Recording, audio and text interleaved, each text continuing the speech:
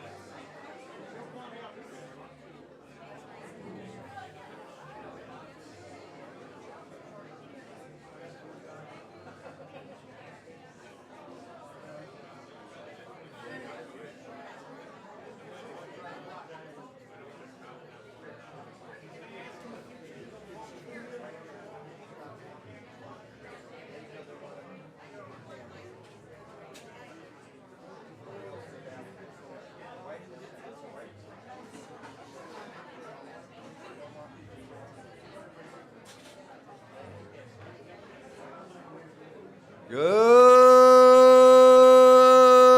evening, Sarasota. I remember when I was in Vietnam, I used to hear that in the morning.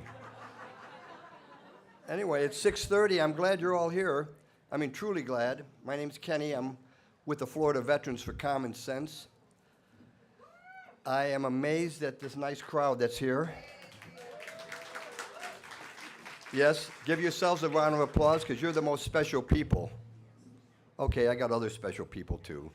I'll let you be meeting them in a minute. I was also told to say let's thank Hooligans for the food. They're over in Golf Gate. There's still more there, so you can go out and get some if you'd like, but we're asking you to go that way. No more walking in the front or the videographer gets upset. I won't mention his name. Right, Dave? Okay. Before I go too far into the reality of what we're here for, it's a quick, everybody, happy birthday, Thomas Paine.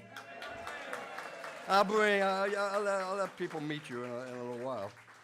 And we're going to start out a little bit because the first person I really like to recognize is the president of our organization, Gene Jones. And this is like, you've been the president for like 22 years or something. We really appreciate all the work you do is really fantastic.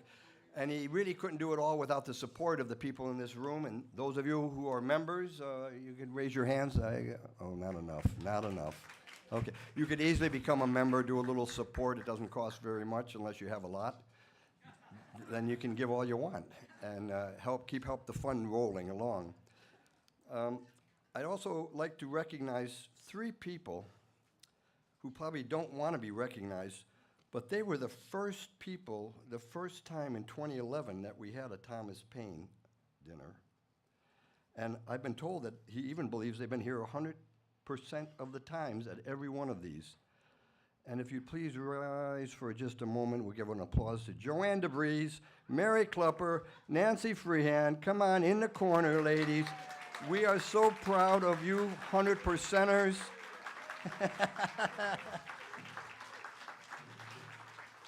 And I can't go any further without saying also, I have a former mayor here, Susan Atwell. Susan, we are so happy you're here. And of course, nobody's going to forget about our former county commissioner and a Gulf Coast Foundation superstar, our own John Thaxton. Most of you know him, or at least you know the name. I was also told about Harvey Kay and his wife Lorna from Wisconsin. They came all the way in. He told me like in 2006, he believes, Gene talked him into coming down, got him a plane ride, got him a hotel, and he gave a sold-out speech. What was that speech about? Could have been Thomas Paine? Oh, now I'm not giving mine. That's it. I'm done now. Okay. Also, did Mike Pinder come tonight? Is Mike here?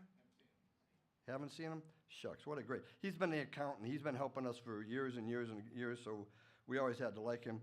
And, you know, money, you got to like him. And last but not least, and I didn't even know this till today, there is a national Veterans for Common Sense. And the president is here today, sitting with his board member, Gene. That's Andy Hardy. So we thank you. Well, I shouldn't go any further than without saying that there's somebody walking around selling raffle tickets. And Doug would be mad at me if I didn't mention that. So if anybody's interested, there are some 50-50 raffle tickets. There will be one winner. And the biggest winner that we have tonight, of course, that's here is everybody. A round of applause for Thomas Paine. Thomas, could you please come up?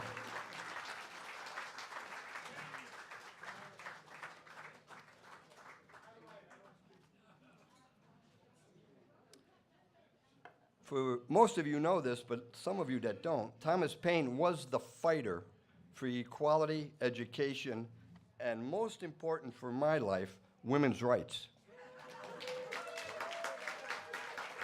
And we're talking about 1776, this man is doing that.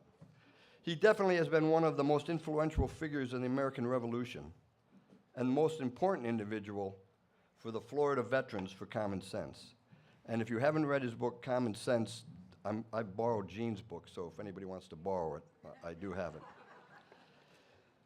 Anyway, Thomas is celebrated for his writings that galvanized the colonies to seek independence from Britain. Beyond his role in inspiring political revolution, Paine was the early advocate for full equality, for public education, and for women's rights. Now, these ideas, they were radical in the 18th century, and they seem to be a little radical right now. But he laid the groundwork for a lot of later social progress. Paine's belief in equality stemmed from his deep commitment to justice and the inherent dignity of every individual.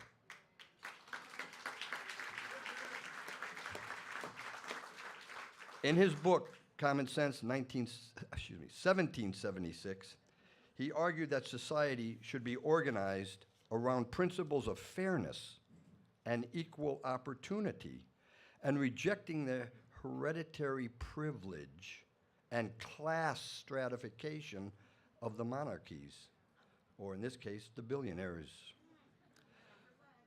Paine's vision extended beyond politics. He believed that the success of a democratic society depended on the moral and intellectual equality of all citizens.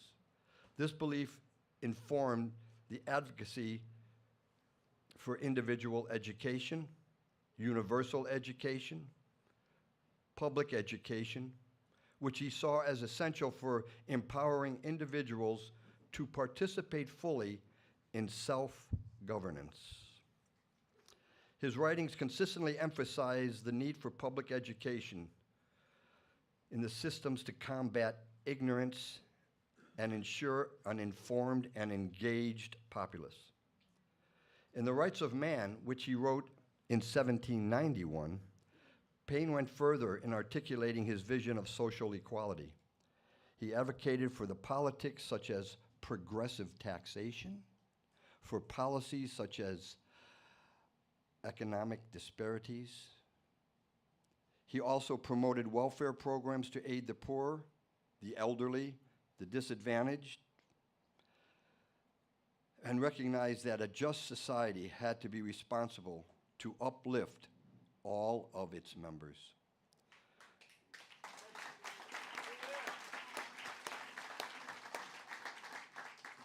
While these ideas were primarily framed around class, Paine's commitment to equality transcended gender as well. Paine was, and this is 1791, Paine was ahead of his time in his views on women's rights, in an era when women were largely excluded from education and political participation. Paine expressed the need for gender equality. He championed these women's access to education, arguing that it was unjust to deny half the population the opportunity to develop their intellectual capacities. In his essay, An Occasional Letter on the Female Sex, Paine critiqued societal norms that relegated women to inferior roles, emphasizing their equal potential for reason and virtue. Although the writings on women's rights were less extensive than his political treatise, they reflected the broader commitment to challenging the systematic inequalities. In summary, Thomas Paine was not just a revolutionary in politics, but also in thought. His advocacy for equality, education, and women's rights has placed him among the most progressive thinkers of our time. Paine's legacy serves as a reminder of the enduring power of shaping a more just and equitable society. Ladies and gentlemen, I give you Thomas Paine.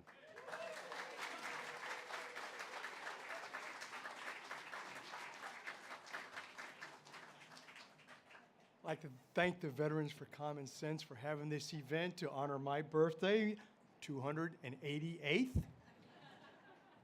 Not bad, huh?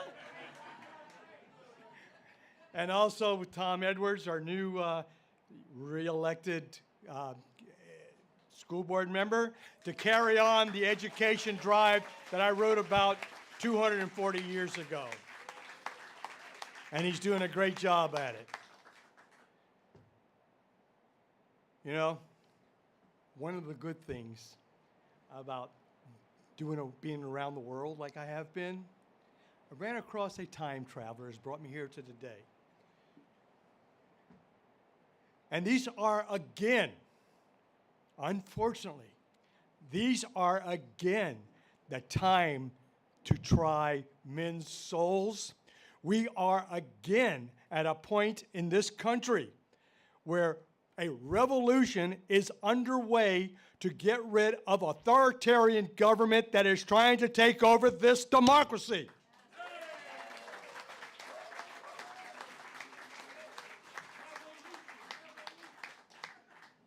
Let's hope it doesn't come to that.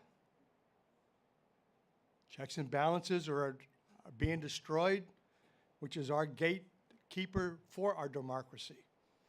So who knows? We may be at it again.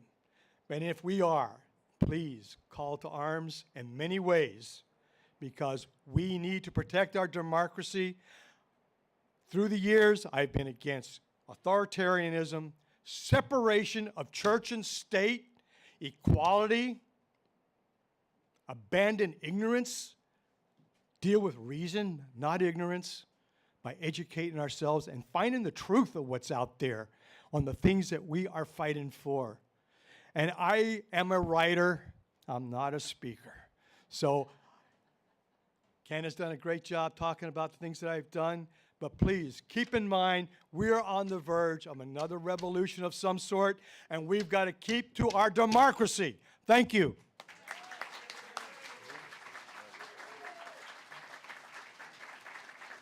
Thank you, Thomas.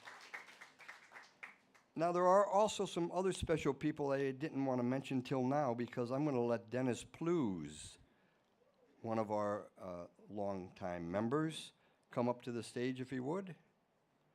Is he still? Oh, he is. Good. And he's going to let us recognize some of those who have won the Thomas Paine Award in the past. Well, thank you, Kenny. Hello, everybody. As Kenny mentioned, I'm Dennis Plews. I'm one of the 5 founders that this troublemaker down here started. That's why we made him president for life. He can't get away. We've got him. And Mike Burns, little jet jockey type, you know, flights over Hanoi, et cetera, et cetera. Jeffrey Morris, where's Jeffrey? Jeffrey's got 3 of the 3rd highest medal you can get for valor that our nation awards, 3 silver stars. Give Jeffrey a hand. He's a true American hero.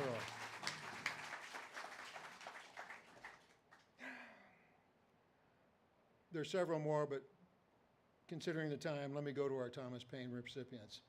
We've been doing this for a while, so we wanted to let everybody know who we, the Florida Veterans for Common Sense, have settled on as being a recipient of the award, which says that they represent and carry out the teachings of Thomas Paine in our nation.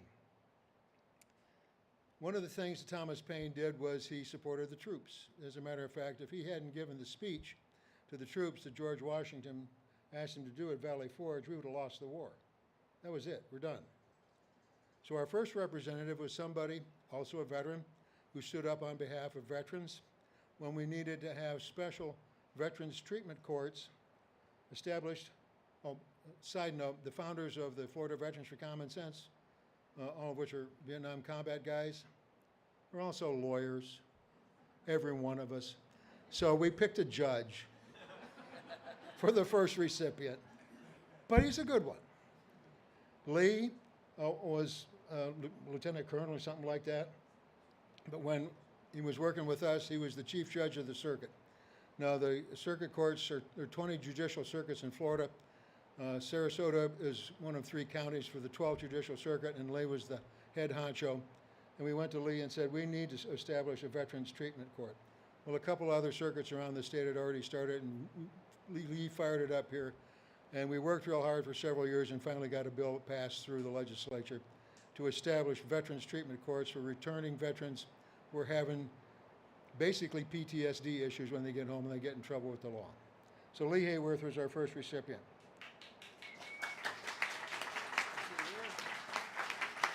There he is.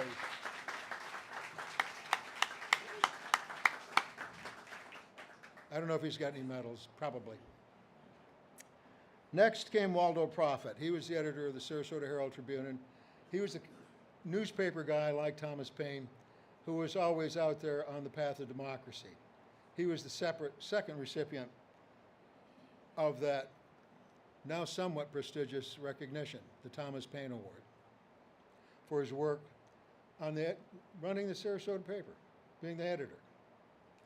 Following him is another newsman, WSLR's head founder, actually, and head news commentator, Rob Lori. Now, I've stayed in touch with Rob, and he can't be here tonight because he lives north of Tampa, and it's raining out, and he didn't want to drive 80 miles down and 80 miles back.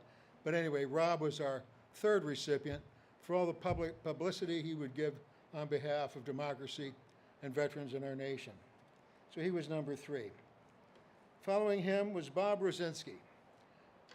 You've heard of Goodwill Manitoba. He runs Goodwill Manitoba, and he's been instrumental in serving the needs of the veterans community, particularly homeless veterans in our area.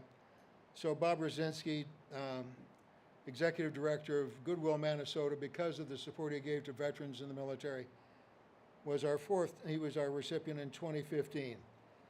Now we got this crazy old broad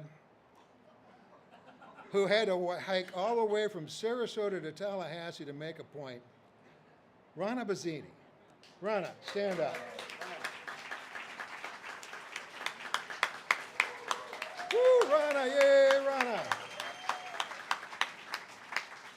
That is one tough bird, let me tell you. Rana marched all the way, to, as I said, to raise awareness on the need for campaign reform.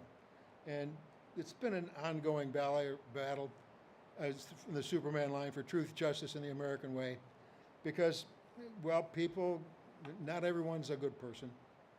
So we have to keep our eyes on them, as Thomas Paine Award told us about.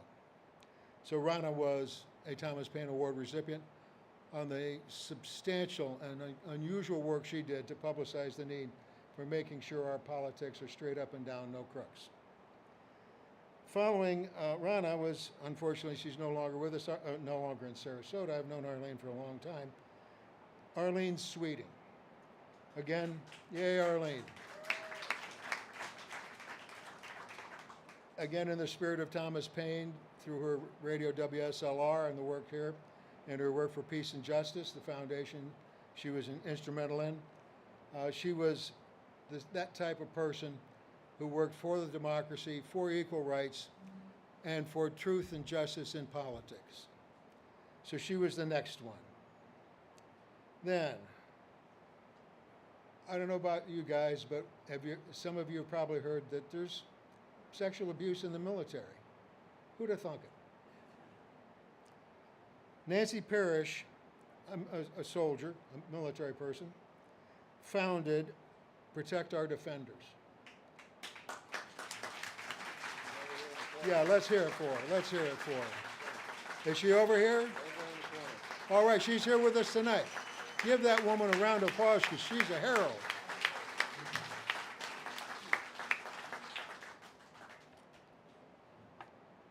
Just don't mess with soldiers, they will get you. And she did.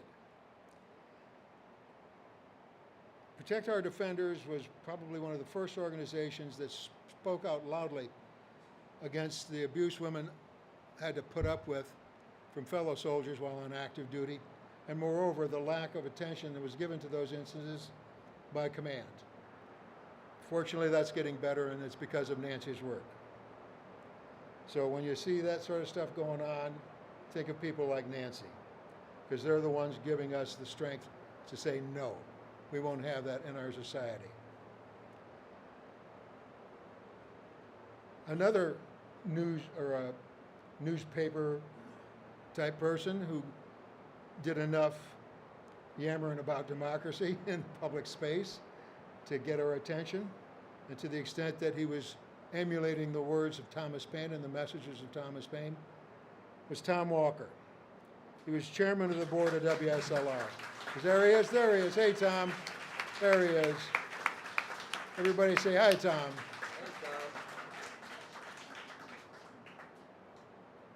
Again, he was in the vein of Thomas Paine, keeping the people informed about what they need to know to make sure that the government stays on the straight and narrow. Following Tom, and in the vein of supporting the troops, Desmond Meade was a voting rights, he got the 2019 award, and he's the recipient in 2019. Executive Director of Florida Rights Restoration Coalition. You may remember when we gave convicted felons the right to return to the ballot box once they'd completed all the terms and conditions of their sentence. Before, you had to go back to court and get a judge to reinstate your voting right. It was a pain in the neck. But now it's automatic due to the work of Desmond Meade. So thank you, Desmond. Now another local troublemaker here, Kendra Muntz. Are you in here, Kendra? She's not here tonight? Oh, darn. Kendra's another local lady. It figures we're here. We see people around us. Oh, that'd be a good one. This is not magic. We look for those people who, again, embody the spirit of Thomas Paine. And Kendra Muntz, President Alliance for Fair Elections. In 2020, she was our recipient. Back, you may remember when we had the touchscreen voting nonsense going on in Sarasota, and a lot of the machines were not registering votes right, et cetera, et cetera. So she was one of the people that screamed and hollered enough so we don't have to deal with that crap anymore. So we have now paper ballots that are scanned in by a computer, and being familiar with people who are in charge of that stuff, I can tell you there's almost no way to rig the vote around here. Now, you can do it, I suppose, but it ain't easy. And Kendra Muntz was the recipient for her work in keeping the elections as fair as possible, and that was in 2020.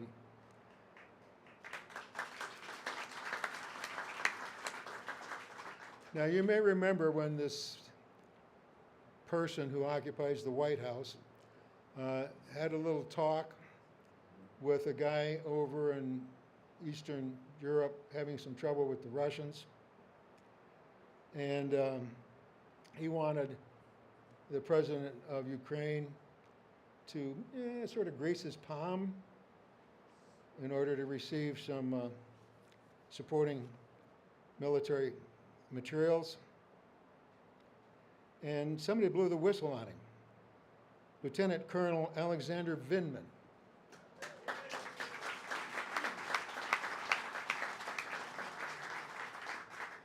No, we're not biased in favor of military people. We're just former military people ourselves.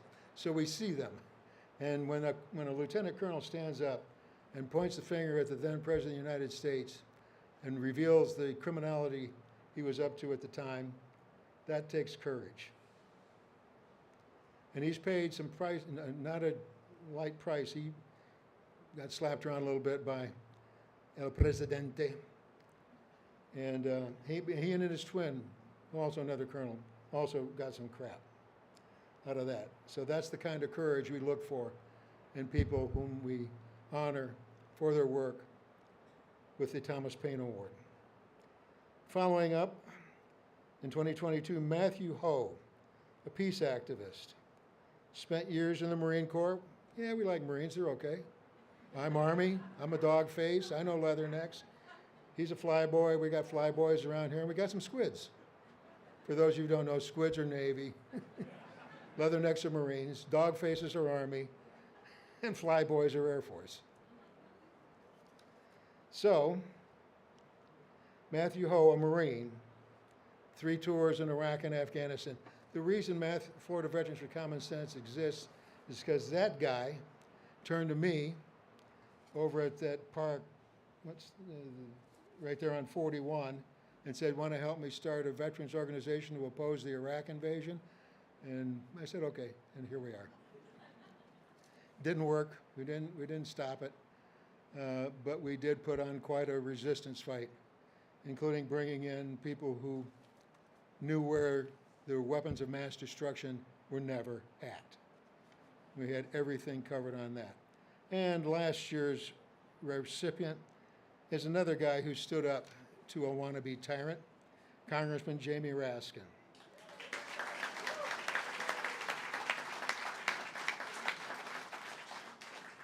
So, as you can see, our recipients, our honorees, who have graced us with their acceptance of our award, are of the highest caliber. And tonight, our next recipient maintains that standard. Oh, excuse me. Yes, thank you, Rich. I forgot. That crazy fool from Texas, Jim Hightower. Well, here's one crazy Texan. If you've ever been to Texas, and I've been there a lot, I was stationed at Fort Hood. It's a little weird out in Texas. And Jim Hightower fits right in. And because of his Hightower report, Speaking Truth to Power, he was our most recent recipient, last year's, of the Thomas Paine Award recognition. So that has continued the high standards that we employ in selecting those we ask to accept our recognition. And this year, we got some school guy. What's your name? Tom? I'm not here to present that to him. Our next presenter will be. So if you could take it back over. Yes, And thank you very much. And I hope you've enjoyed the party.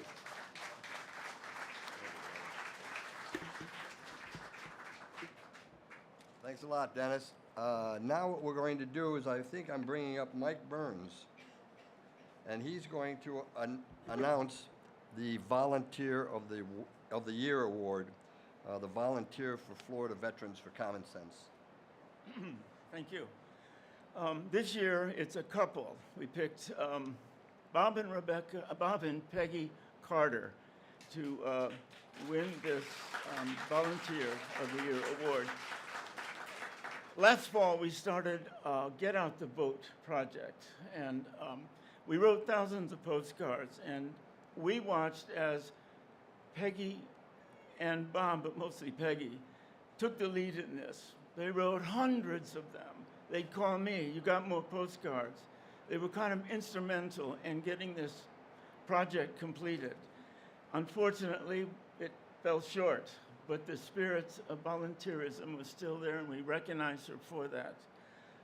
Bob, in addition, we have microforests. That's our main project now. We're building forests to fight climate change. And Bob has shown up recently as a volunteer. He's my #1 volunteer. I'm sort of in charge of the celery fields. That's where this first microforest started. Bob he does the work of 2 guys. He shows up when he says he's going to. He digs holes. He carries 15-gallon pots around from truck to hole, buries them, nurses them. He's set up his own water schedule to keep the forest, the young trees, the baby trees going. And he's my #1 volunteer out there. And for that, we also recognize him as a Volunteer of the Year award. May I tell one story about Bob before, one short? Well, Bob was a helicopter pilot in the Vietnam War. He was a dust-off helicopter pilot. Their mission was rescue. They had no guns. They'd fly into a mess, a shootout, a firefight, an ambush. They'd get the call that there's casualties. And these guys would fly out there. They either hovered and would drag up wounded, a sitting target, or they'd fly into a hot zone and listen while the bullets hit their helicopter, waiting for the wounded to get loaded. I know this because my source is Jeffrey Morris, who was a combat medic flew with Bob several times. But the thing about Bob, Jeffrey said, there's this chaos, thunder, different explosions, different kinds of weapons going off, yelling and screaming at the zone. And they have helmets, and they talk by electronically to each other, and they could hear Bob's tone, calm, ice. Bob's talking to the radio man, the Marine or the infantry guy that called him down. He's talking to the other helicopters or support. He's talking to the crew. You guys ready back there? The place is rocking with bullets coming through the window. And then they take off, take the wounded to the hospital, come back and do the same thing. That's my number one volunteer, Bob. He shows up. Forgive me if I stepped over a line, Bob, but anyway, I wanted to say that about my friend. Thank you. Is this yours?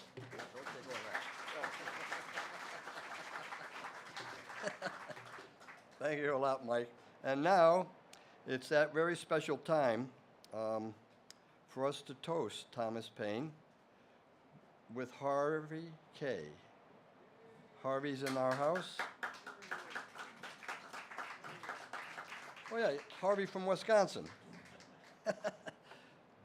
And did Harvey give his lecture on Thomas Paine? Yes, he did. Yeah, that's what I thought. Not yet.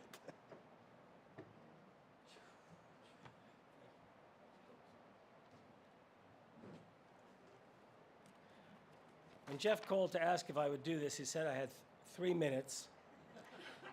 I said, give me 10. And oddly enough, I have a toast which will be 3 minutes.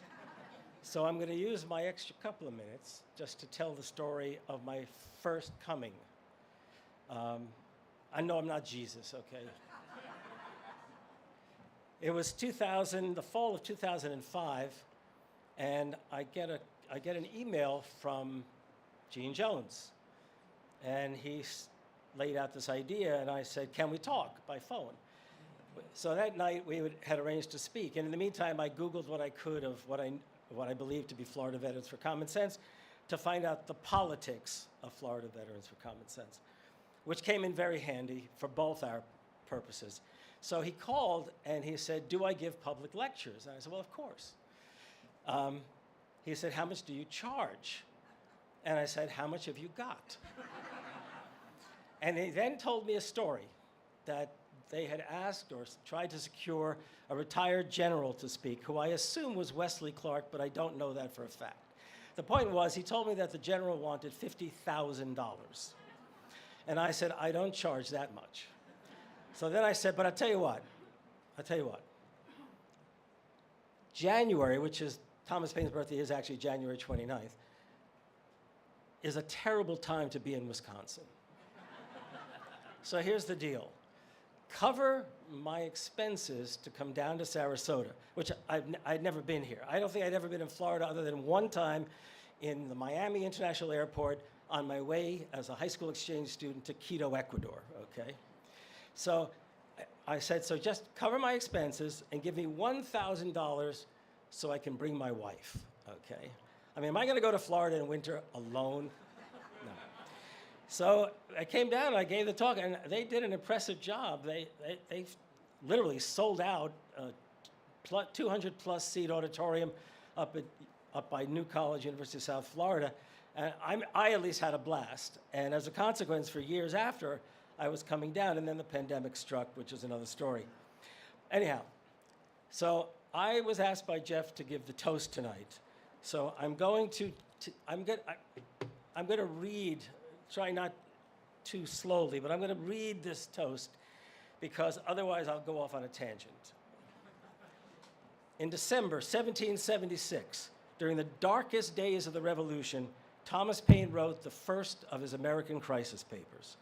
Following devastating defeats by British forces in Brooklyn and Manhattan, George Washington and the Continental Army were retreating across New Jersey to the Delaware River and presumably refuge in Pennsylvania.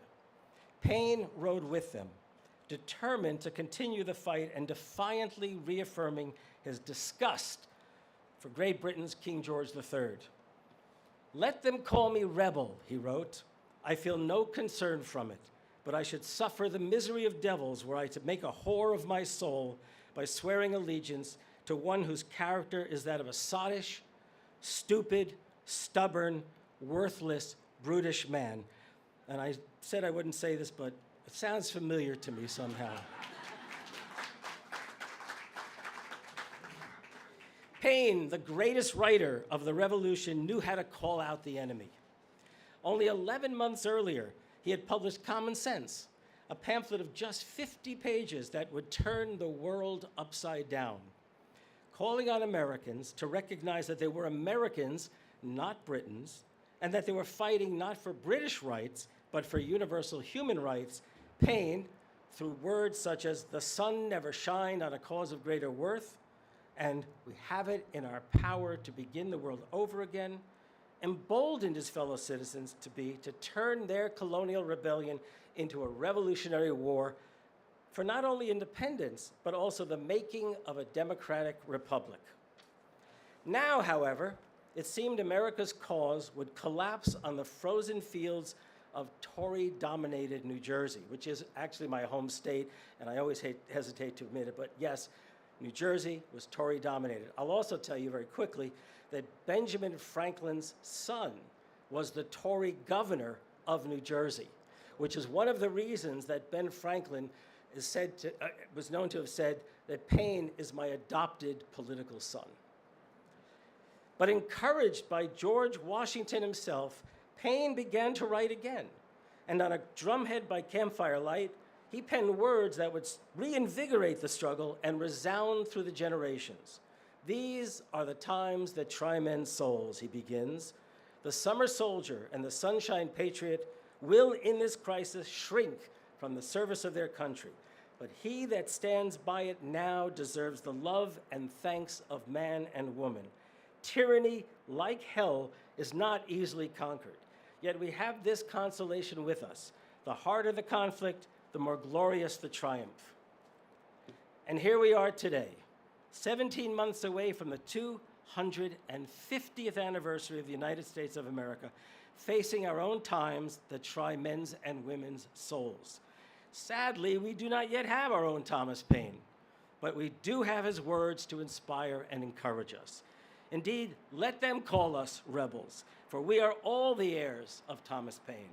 And in that spirit, let us raise our glasses and drink both to the greatest revolutionary of a revolutionary age and to those who are neither summer soldiers nor sunshine patriots. That is, the men and women of Florida veterans for Common Sense.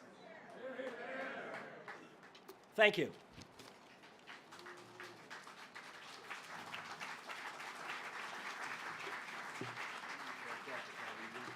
Yep. I gotta make sure I don't walk with my glasses on. Thank you. And now is the time. I'd like to present to you the man that some of us truly, truly admire, and as Dennis would say, the man we can make fun of as well. Our President, Gene Jones.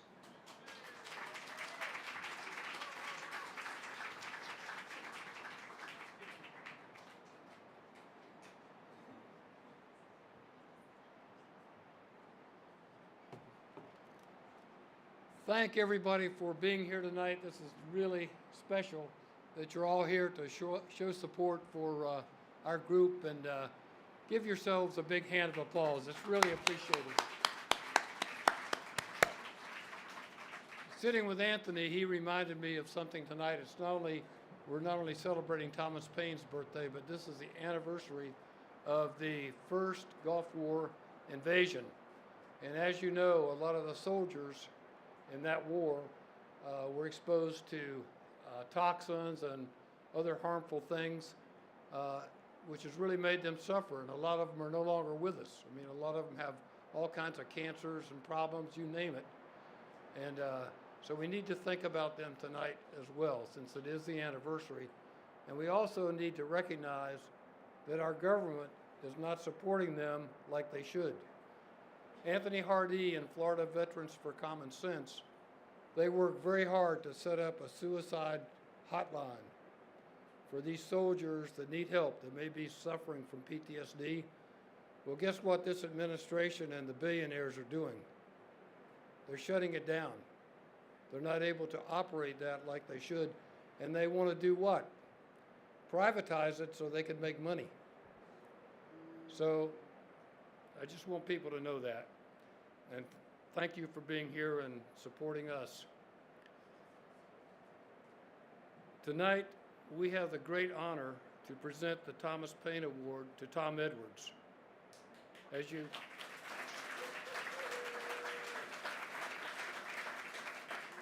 see from the program, the award puts Tom among very esteemed persons who in one way or another stand in the legacy of our hero, Thomas Paine.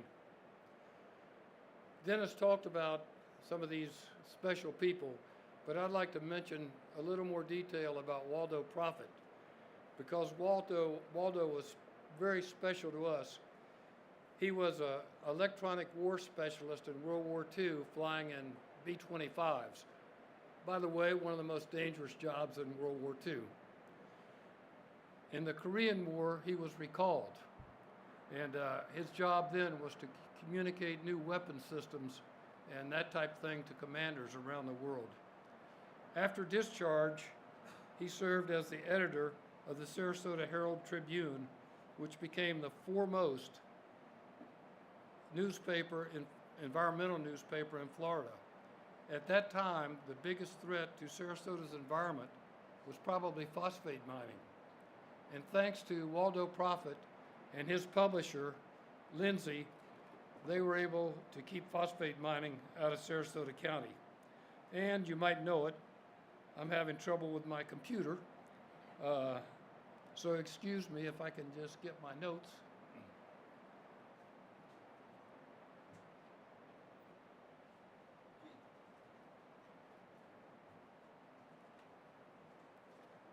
I was warned about that, so I did bring notes. Waldo understood that good government requires a free press. He said a free press is an essential factor in the democratic government, and the most important role of the press is to keep its readers informed about what is going on in government. And we certainly need good newspapers and media today. Waldo Prophet was so respected by his colleagues that journalism awards are made in his name. Both Paine and Prophet were editors and editorialists who advanced the promise of America. Each and every Tom Paine Award winner has done so in his own way. Tom Edwards stands with Paine and other award winners with a character legacy and the commitment to good government and a better America by his service on the Sarasota County School Board. To understand how important the school board is to our community, you should know some details about it. They're really astonishing. The district educates over 45,000 students at 56 different schools, including special schools and charter schools. It employs nearly 2,500 people and is the second largest employer in the county. It's a big business. The budget is over $1.35 billion. It's a restaurant. Over 5 million meals are served annually. It's a police force. There are 69 sworn police officers. It's a transportation enterprise with more than 320 buses traveling over 4.2 million miles each year. It's a Tower of Babel. There's over 60 languages spoken in the district. There's 67 school districts in the state. We can be proud that Sarasota has always ranked as an A district since the rating system was started in 2004. This last year, it ranked second in the state, and Pineview School was ranked the best public school in the state of Florida by U.S. News and World Report.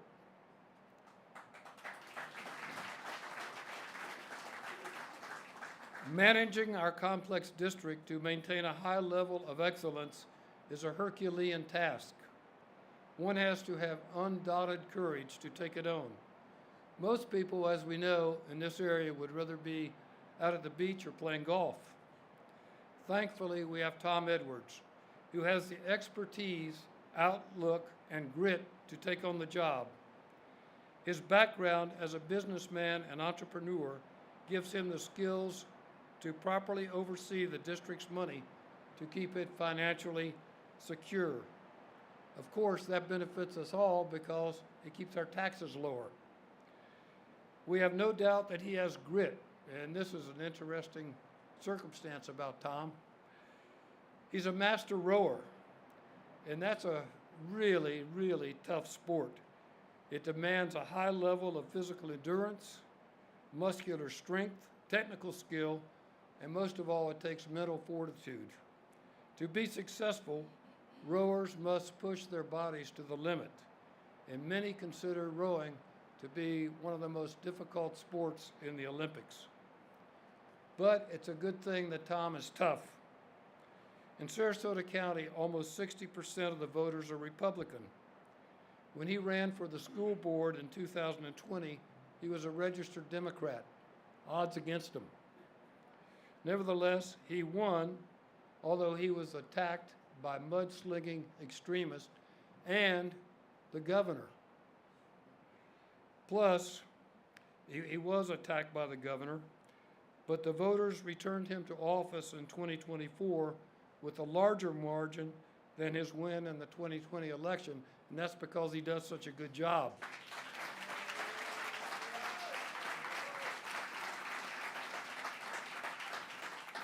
But his political victories are not why Tom Edwards deserves our Thomas Paine Award.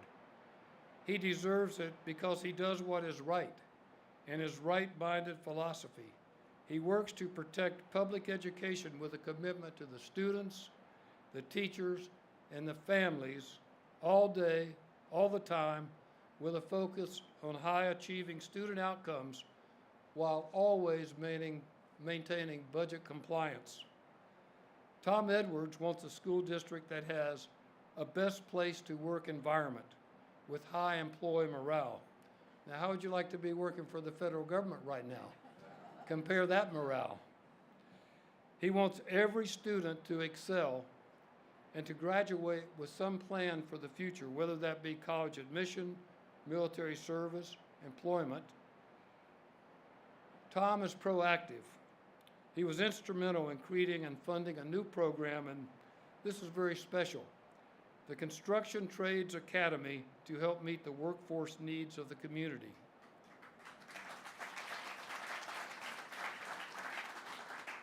Tom Edwards has an ethical consciousness that we should all emulate, despite the fact the school board in our polarized climate has been dysfunctional at times. Is that an understatement? Tom never lost faith. He still engages the whole community, even with those who are disrespectful and censorious. And believe me, we have some of those in Sarasota County. Tom doesn't let pettiness and sanctimoniousness stop him from pushing forward to make Sarasota the best school district in the state and Sarasota Public Schools the best in the county. His persistence builds trust. Tom Edwards actualizes Thomas Paine's thinking, who Tom Paine advocated for universal education, as we heard tonight, which he saw as essential for empowering citizens to participate fully in self-government. Paine viewed public education as necessary to combat ignorance and to ensure an informed and engaged populace. Likewise, Tom Edwards believes education is transformative for the individual and the community. Thomas Paine would be proud to know that our 2025 Thomas Paine Award goes to Tom Edwards, an ambassador for public education. Both Toms believe that public education is essential for community well-being and progress. Tom Edwards strives to protect and improve our public schools from political interference and privatization. Let's all show our patriotism and appreciation for Tom as he comes forward to give us a few words about the school board and himself. Tom, please come forward.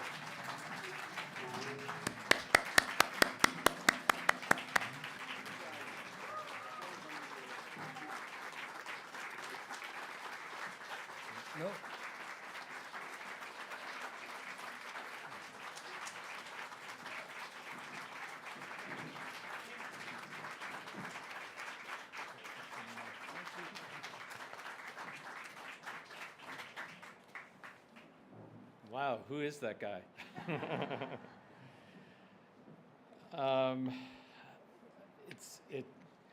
Just to get started, I want to say to be among that list of honorees is humbling in and of itself. So I want to start by saying thank you.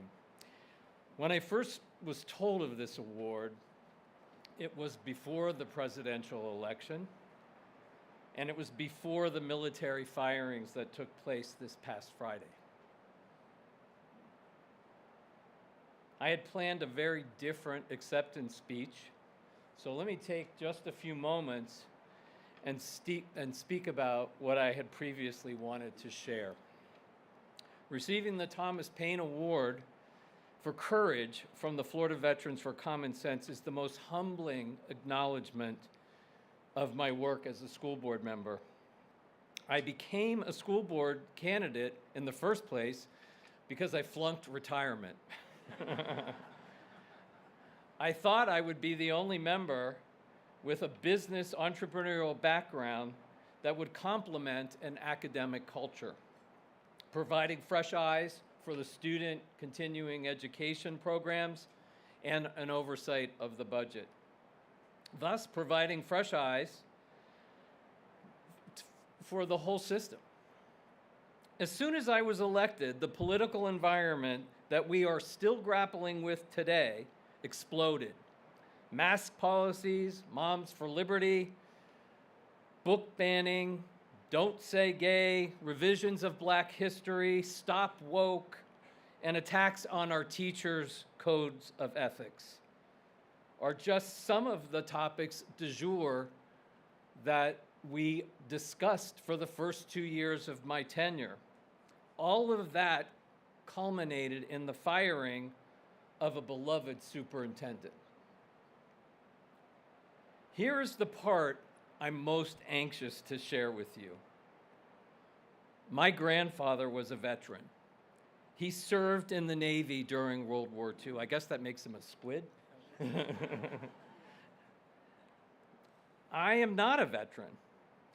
I was the first high school class that was not required to register for the draft due to the conclusion of the Vietnam War. My grandfather was my paternal influencer as a youngster, and I adored him. He was a Depression baby that found himself head of household at the age of 11, responsible for a mother, a sister, a cousin, and a special needs niece. He taught me one simple phrase into my adolescence. Quote, "It is never wrong to do the right thing." So as an inexperienced school board member, elected official, thrust into the world of politics, I remembered that phrase as I spoke, as I cast my votes, as I championed our students, and as I defended our teachers. So while you cite my courage, I attribute this award to my grandfather, the veteran, because by honoring me, you honor him, and for that, I am humbled.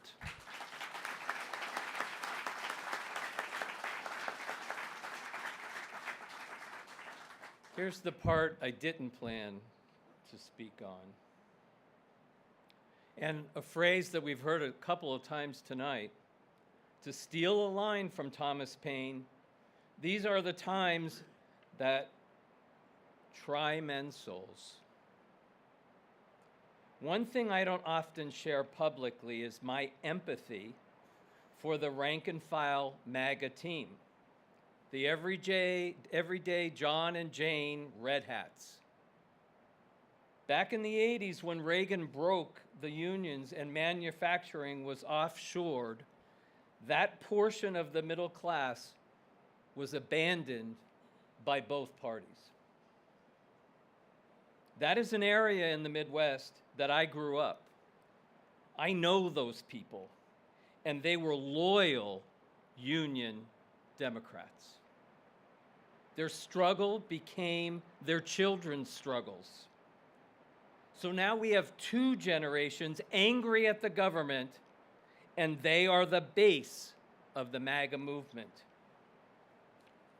2 years ago, I attended a lecture by the famous journalist Tom Friedman. And in that lecture, he aptly pointed out that until the centrists, which is the largest portion of our electorate, are unified behind one leader, we will remain divided by extremists. And those extremists can lead us to the threshold of fascism. I took that message to heart, and I campaigned accordingly. I never referred to the right or the left, to Democrats or Republicans. I spoke of our shared common values, which in my case was a safe, high-achieving, academic environment for all students. My reelection was solidified by that 58% of the electorate.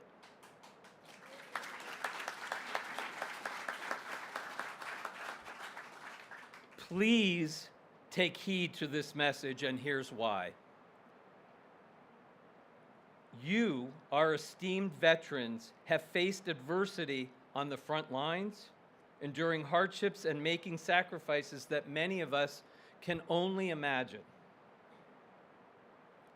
The brutality and the complete disrespect associated to Friday's terminations of the military leadership has not gone unnoticed by me as nothing short of a military coup.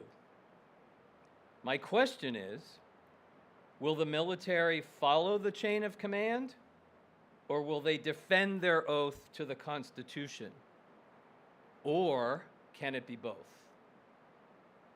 Finding a way to talk to our voting adversaries will be essential to retaining our democracy. Our shared common values stem from generations of veterans and their service. The fight for freedom and the oath to our Constitution are our shared common values that can keep us bonded and able to survive this money and power grab by the new federal government. I leave you with the most recent words and a grateful thank you from the governor of Illinois, J.B. Pritzker. These words are, "Tyranny requires your fear and your silence and your compliance. Democracy requires your courage. So gather your justice and humanity and do not let the tragic spirit of despair overcome us when our country needs us the most." Thank you so much for this award. Tom, we have a plaque for you too. If you'll stand by, you'll find that. Here it is.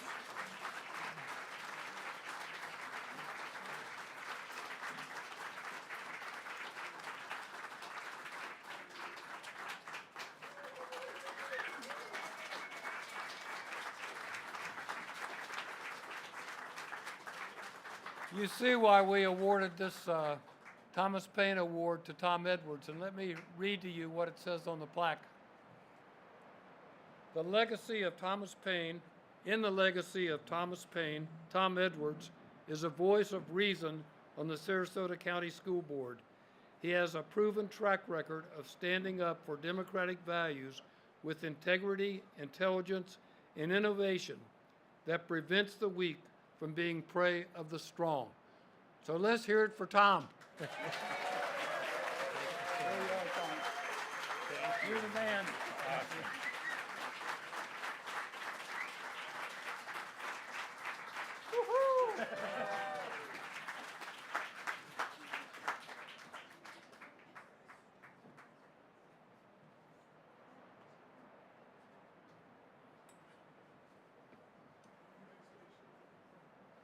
How about a little round of applause also for Gene Jones? We're going to do our 50-50. If there's anybody else that would like to drop a couple dollars in the 50-50, he's right over here. And she's walking around over there. So if you want to just go on in. And then we're going to 50-50 it. I think you heard our air conditioning. Or was that rain? So since there is a little bit of wet timing going on outside, I was thinking that maybe, you think I could ask somebody who knows a lot about common sense in the national level, might want to come up and say something. I mean, I didn't even know he was going to be here. So that's fabulous. What do you think? Would it make, well, he wants to buy raffle first. Go ahead. Again, thank you all for being here. It's a most amazing opportunity for us to be able to share this award with Tom Edwards. And you heard what a fabulous man he is. And now, Anthony, the national president of the Common Sense, Veterans for Common Sense. Well, thank you very much. It's really a pleasure to be, especially among friends tonight, and it's great to it's been a tough year. It's been it's been a lot going on in my personal life as well with some losses, and but it's really nice to walk into a room and just see so many good friends and so many incredible people that really represent not just this community, but the ideals that this country was founded on. So really, really grateful for you. I was not prepared to come up here tonight. I have absolutely no prepared comments, so I'm just going to wing it and see if there's something that I could share. As Gene mentioned, it is the 34th anniversary of the 1991 Gulf War. I'm a veteran of that war. Any other Gulf War veterans in the room tonight? How about Vietnam veterans? I know there's quite a few Vietnam veterans in the room. Yep, thank you. So what a lot of folks don't know is that when Gulf War veterans came home from the 1991 Gulf War and were suffering from a lot of health issues, Vietnam veterans stood behind Gulf War veterans and supported. And the motto of the National Vietnam Veteran Organization, Vietnam Vets of America, is never again shall one generation of veterans abandon another. And that motto came about from the experience that they had when they came home and were not accepted or recognized and had a lot of serious health issues. A lot of PTSD wasn't even recognized yet. It was through the work of Vietnam veterans that PTSD was recognized for Vietnam veterans, for all veterans, and for all of humanity. So pretty significant achievements there as well. Vietnam veterans also worked on issues related to Agent Orange and toxic exposures. That led in turn to assisting Gulf War veterans, and together we worked together to pass the Persian Gulf War Veterans Acts of 1998 that were modeled after the Vietnam Veterans Acts that were passed in 1991. Congress seems to be really good at recognizing generations of veterans right about the time there's a new generation of veterans that's being created. So 1991 was our war, but that's how long it took to help with Vietnam veterans. Vietnam veterans were also instrumental in the Honoring Our Pact Act, which I had the privilege of being involved with, helping to create the list of conditions that never goes far enough, but it's certainly better than, in all the time in Washington, I've learned that a half a loaf is far better than no loaf. And even if you get crumbs, it's better than nothing, and then you keep coming back. And so the list of conditions for presumptive conditions for a veteran's disability continues to grow. That's a testament to the past administration for their commitment. I don't think it's any coincidence that former President Joe Biden, that his son, Bo Biden, who was himself an Iraq War veteran and passed of a brain cancer that was likely due to his own toxic exposures. I don't think it's any coincidence that that president helped to enact the most sweeping legislation for toxic exposure that's ever been passed in the history of this country. We hear those kinds of phrases often under this administration, but this one happens to be true. That legislation also helped to enact sweeping health care improvements for a lot of toxic exposed veterans, particularly those from the Iraq War and the Afghanistan War. Millions of veterans who served, and countless among them are suffering from the toxic exposure effects of burn pits and a number of other toxic exposures. So keeping those in mind as well is absolutely critical. I had the privilege of speaking at a conference earlier this afternoon that's focused on toxic exposures, and the message was about advocacy and the necessity of advocacy. And I suppose I'll just close with this, that when we were soldiers, the title of the book, I guess, goes, "We were soldiers once and young." And we had this impression that the pay raises that came, they were just automatic. They came out of Washington and couldn't really understand what was a big deal. And it turns out that all of that happens through the advocacy of organizations that support the military and that support veterans. And in fact, everything that happens for our veterans and for our troops and everything that's happening really in Washington is through the advocacy of a lot of people. Big organizations, small organizations, and everyday people like those of us in this room. Many of you represent organizations big and small. Many of you are elected or appointed officials or have been in the past or continue to serve in that important role. And nothing happens without advocacy. And that advocacy is fueled by everyday people. Like the people in this room. That was the message of my talk earlier today, and I'll just close with that, is that nothing happens without us raising our voices in the spirit of Thomas Paine and the spirit of what this country was founded on. So anyway, again, it's wonderful to be among friends. Thanks for putting me on the spot. Happy to be here tonight. And I'm going to head back to my chair, and we'll see who comes up next. So thank you.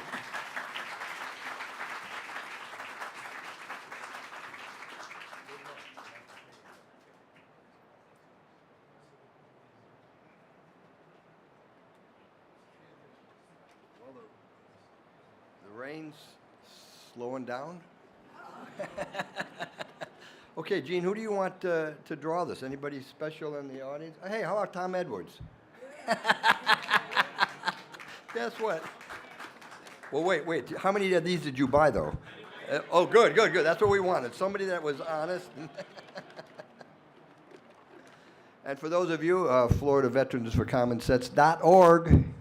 And you can find a little donation button there if you could. It'd be nice to keep everything flowing along. We do have some really nice people who step up. Uh-oh, one more.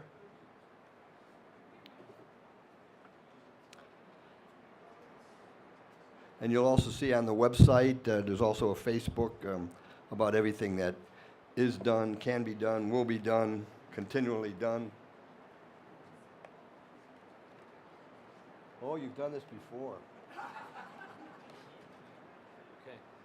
Ready? Right. Drum roll. Dig deep. Oh, no.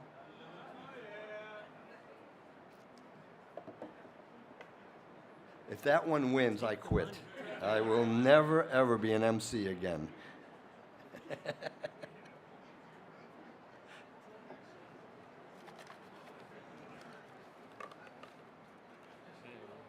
Okay, that's it. It's closed. Oh no, here comes Doug. Watch out. Oh, he's got the total. Come on up, Doug. All right. Here's what we took, 570, and the pot is 285. $285 to somebody who just got picked out. And the number goes to, wait, you Last have four it. digits. I can't read. Just do the last four. Last four, 0675. 0675. Must be me. Anybody? 0675? Oh, we got him. Got him. Congratulations. Oh, it's one of our, is that a former recipient? It is. Yeah. Looks like the judge. It's the judge? You take care of this.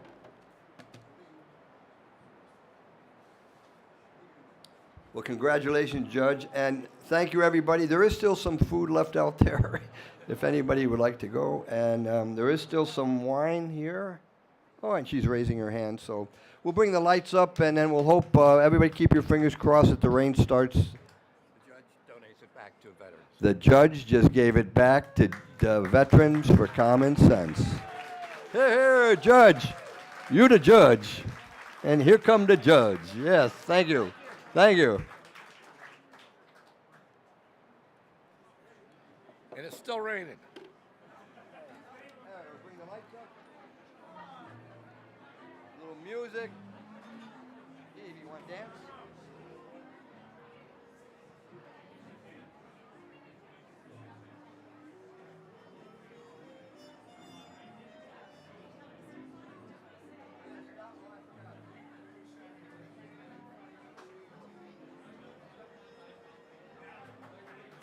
If you want, before you leave, you could stop by at the front desk. You could donate some more if you like. You could become a